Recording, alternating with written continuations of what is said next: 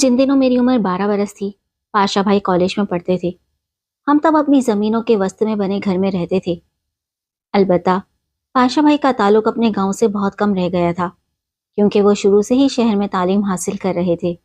वो अभी कम उम्र थे जब ही वालिद साहब ने उनको शहर भिजवा दिया। प्राइमरी से लेकर कॉलेज तक शहर के तालीमी इदारों में तालीम पाई, सिर्फ छुट्टियों में घर आते थे। मेरा ये भाई सबसे ज्यादा खूबसूरत और दिलेर था। ज्यादा वक्त शहर में गुजारने की वजह से बिल्कुल शहरी बाबू लगता था। जिन दिनों वो मैट्रिक का इम्तिहान दे रहे थे, वालिद साहब का अपने चचाजाद भाई से जमीन के मामले में तनाजा हुआ, जिसमें 2 अफराद उनके मारे गए और हमारे भी 2 कत्ल हुए। कुछ अरसे बाद दोनों तरफ से फरीकैन ने मुकदमात तो खारिज करवा दिए, मगर दिलों में रजिशें बाकी रहीं। यूं दोनों घरानों के आपस में ताल्लुकात मुनक़ता थे और आना जाना मतरूक था। इस वाक़े का इल्म भाई पाशा को नहीं था। वो आसपास के लोगों को भी बहुत कम जानते थे। एक बार गर्मियों की छुट्टियों में घर आए तो शिकार का प्रोग्राम बनाया और बंदूक लेकर सुबह ही खेतों की तरफ निकल गए। इस बार वो अकेले परिंदों के शिकार को चले गए थे। ये गर्मियों के दिन थे, गंदम की फसल कट चुकी थी, सारे खेत वीरान पड़े थे। शिकार क्या मिलता। शिकार की तलाश में चलते चलते प्यास लगी। करीबी एक मकान नजर आया, उधर चले गए। ये सबाहत खान का मकान था, जो वालिद साहब के वही कजन थे जिनके साथ तनाजा चला था। पाशा भाई बेशक गांव के रस्म और रिवाज से नाबल थे, इनको बड़ों के झगड़ों से कोई दिलचस्पी नहीं थी। हमारे खानदान का कोई फर्द सबाहत खान की जमीनों की तरफ नहीं जाता था, मगर भाई आज उसी जानिब जा निकले थे। सामने उनको एक हवेली नजर आ रही थी। पीछे ट्यूबवेल था, इस पर एक हौज बना था जिसमें पानी गिरता था। हौज के किनारे एक लड़की पानी में पैर डाले बैठी थी। वो लड़की इतनी खूबसूरत थी कि इसका हुस्न आंखों को चकाचौंध कर देता था। मेरे भाई को इल्म नहीं था कि सबाहत खान की बेटी कुंदन थी। भाई की नजर इस लड़की पर पड़ी तो पानी पीना भूल गए। वो इसे यकटक देखे जा रहे थे। यहाँ तक कि कुंदन की भाई से निगाहें मिली तो वो शर्मा गई। भाई ने उसे सलाम किया तो उसने सवाल किया, क्या तुम साहबदाद के बेटे हो? शहर में पढ़ते हो? मैंने तुम्हारे बारे में सुना है। पाशा नाम है ना? हाँ, मैं वही हूँ। तुम अगर वही हो तो हमारे ट्यूबवेल पर क्या करने आए हो? तुम्हारे और हमारे खानदानों का तो आपस में झगड़ा चल रहा है। मुझे झगड़े से क्या, मैं तो इधर पानी पीने आया हूँ। मुझे प्यास लगी है, लेकिन कोई बर्तन नहीं है, कैसे पानी पीऊं? अपने हाथों की ओक बनाकर पी लो। ओक से पानी पीना मुझे नहीं आता, सारे कपड़े गीले हो जाएंगे। ये जवाब सुनकर वो हंसने लगी, फिर अपनी हथेलियों को जोड़कर ओक बना दी और पानी पीकर दिखाया। पाशा ने भी वैसा ही किया, लेकिन ट्यूबवेल से गिरते तेज पानी से इसके कपड़े भीग गए, जिस पर कुंदन हंसते हंसते लोटपोट हो गई। इसकी ये अदा मेरे भाई के दिल में खप गई। यूं पहले ही मुलाकात में इन दोनों की दोस्ती हो गई। अब मेरे बड़े भाई का ये रोजाना का मामूल हो गया कि वो छोटी बंदूक कंधे पर लटका लेते और सबाहत खान के ट्यूबवेल की तरफ निकल जाते, जहां दोपहर को ये दोनों चुपके से मिल लेते थे। जब मुझे गांव की एक लड़की ने ये बात बताई तो पैरों तले से जमीन निकलती ही महसूस होने लगी। इनकी मुलाकातों का इल्म अगर दोनों घरानों में से किसी को हो गया तो इनकी खैर नहीं। दुश्मनी तो अलग बात, दोनों के खानदान इंतहाई कदामत पसंद थे। हमारे यहाँ गांव में तो लड़कों को भी इतनी आज़ादी नहीं थी कि वो किसी गैर लड़की की तरफ देखें, लेकिन ये दोनों ना आकिबत अंदेश अपने अंजाम से ही बेपरवाह हो गए थे। मेरे भाई की हालत ये थी कि इनको घर में एक पल भी चैन नहीं आता था। गर्मियों में खेत खाली होते थे और कुंदन का घर भी इनकी जमीनों के बीच था, लिहाजा इनको मुलाकात में कुछ मुश्किल पेश नहीं आती थी। एक दिन मैंने खुद बड़े भाई को कुंदन से खेतों में बातें करते देख लिया। छोटी बहन होने के बावजूद इनको समझाया कि भैया, तुम इस लड़की से बातें ना किया करो, वो हमारे वालिद के दुश्मन की बेटी है। आखिर आपको इससे मेलजोल रखने की क्या जरूरत है? भाई बोले, छोटी तू चुप रह, तू बड़ी अक्लमंद हो गई है। मैं चुप नहीं रह सकती बड़े भैया, जबकि जानती हूँ कि कुंदन हमारे घराने की बहू बनकर नहीं आ सकती। अगर दुश्मनी की बात ना भी होती तब भी ये रिश्ता मुमकिन नहीं था, क्योंकि आपकी मंगनी आलिया से हो चुकी है। वो हमारे चचा की बेटी है और ये पत्थर पर लकीर है। बड़े भाई ने मेरी बात सुनी तो इनका चेहरा गहरी सोच में डूब गया। इस बात का कुंदन को इल्म भी था, फिर भी वो अपने कदम रोक नहीं पा रही थी।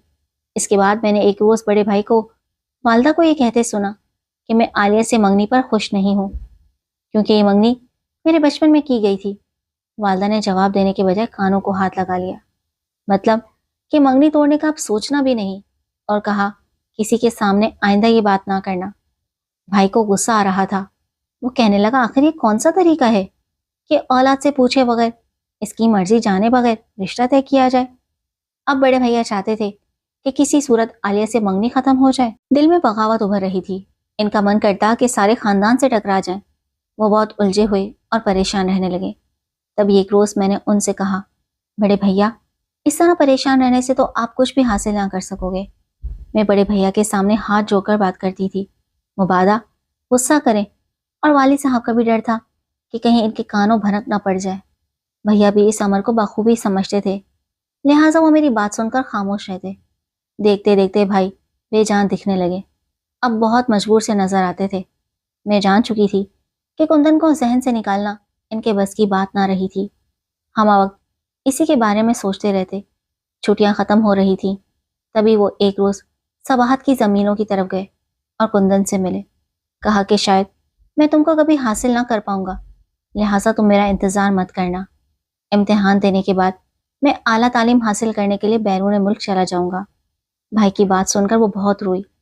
وہ بہت دل گرفتہ اور اداس تھی۔ بڑے بھائی شہر چلے گئے۔ انہوں نے امتحان دیا اور جب گھر لوٹے تو امی جان سے اس بارے میں آخری بار بات کی۔ امی نے ان کو باور کرایا کہ تم بھول رہے ہو، روایت کے مطابق یہ ممکن نہیں کہ جہاں دشمنی چل رہی ہو وہاں سے لڑکی کا رشتہ طلب کیا جائے اور خاندان کی لڑکی سے دیرینہ منگنی کو ختم کر دیا جائے۔ ایسا ہم سب کی تباہی کا باعث ہوگا، لہٰذا دوبارہ یہ بات سوچنا بھی نہیں۔ مایوس ہو کر بڑے بھائی نے سر جھکا لیا اور والدہ سے رقم لے کر شہر چلے گئے۔ اس کے بعد انہوں نے اسٹوڈنٹ ویزا کے لیے اپلائی کیا اور اعلیٰ تعلیم کے لیے بیرون ملک چلے گئے۔ وہاں جا کر انہوں نے بالکل ہی چپ سادھ لی اور ایک بار والدہ کو فون کے بعد دوبارہ بات نہ کی۔ 3 سال تک گھر والوں سے سرسری رابطہ رکھا۔ امتحانات کے بعد وہ کسی اور جگہ چلے گئے، کسی کو کچھ نہ بتایا کہ کہاں اور کیوں جا رہے ہیں۔ 4 سال تک ان کا کچھ پتہ نہ چلا کہ وہ کہاں اور کس حال میں ہیں۔ انہوں نے سوچا ہوگا کہ گھر اور وطن سے دور جا کر وہ جب ایک نئی دنیا میں چلے جائیں گے تو کندن کو بھول جائیں گے۔ اسی سبب خدا جانے کہاں کہاں کی خاک چھانی اور وطن نہ لوٹے۔ بھائی کو گئے 4تھا سال تھا جب ایک دن والد نے بتایا کہ سباہت خان سے ان کی صلح کے لیے بات چیت ہو رہی ہے، جس کے بعد دونوں خاندانوں میں کشیدگی ختم ہو جائے گی۔ یہ بات خوشگوار تھی کیونکہ ہم سب دعا کرتے تھے کہ صلح ہو تاکہ آئندہ خون خرابی کی نوبت نہ آئے۔ صلح ہو گئی۔ طے پایا کہ اس صلح کو مضبوط کرنے کے لیے سباہت خان کی بیٹی کندن کی شادی میرے چھوٹے بھائی بخت پاشا سے ہوگی۔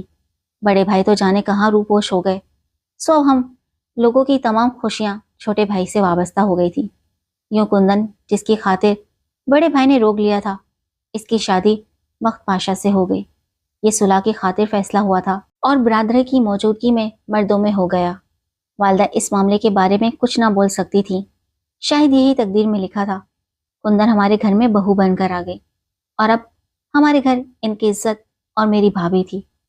اس نے نہ جانے کتنی دعائیں کی تھی کہ وہ ہمارے گھر کی بہو بنے۔ خدا نے اس کی دعائیں سن لی، لیکن جس کی دلہن بنا چاہتی تھی اس کی نہ بن سکی۔ بڑے بھائی اگر رابطے میں ہوتے یا وطن میں موجود ہوتے تب شاید انہی کی مراد براتی، مگر وہ تو لاپتہ تھے اور یہ ان کی غلطی تھی۔ کندن پر خدا جانے کیا بیتی ہوگی، مگر وہ مجبور تھی کہ اس کے والد ایک سخت دل باپ تھے۔ وہ ان کے سامنے منہ نہیں کھول سکتی تھی۔ میں جانتی تھی اپنی بھابھی کا دکھ، لیکن میں بھی ایک مجبور لڑکی تھی۔ میرے سینے میں ایک راز دفن تھا۔ اس راز کو کسی کے آگے افشا کرنے کا مجھے حوصلہ نہ تھا، جبکہ ایک بڑے دشمن سے صلح ہونے کا معاملہ طے ہوا تھا۔ ماں بھی اسی سبب سے چپ رہی۔ چھوٹے بھائی کی شادی کے 7 برس بعد بڑے بھیا نے ہم سے رابطہ کیا۔ ہم بہت خوش تھے کہ وہ خیریت سے اور زندہ سلامت ہے۔ یہ خط انہوں نے سعودی عربیہ سے لکھا تھا، جہاں وہ عمرے کے ویزے پر گئے تھے۔ گھر والوں نے فوراً رابطہ کر کے اصرار کیا کہ گھر آ جاؤ۔ تب وہ وطن کو روانہ ہو گئے۔ دل میں طرح طرح کے خیالات سمائے ہوئے تھے۔ تمام راستہ سوچتے آئے کہ خدا کرے کندن کی شادی نہ ہوئی ہو، گرچہ یہ ناممکن بات تھی اور ان کی منگیتر عالیہ ابھی تک غیر شادی شدہ تھی۔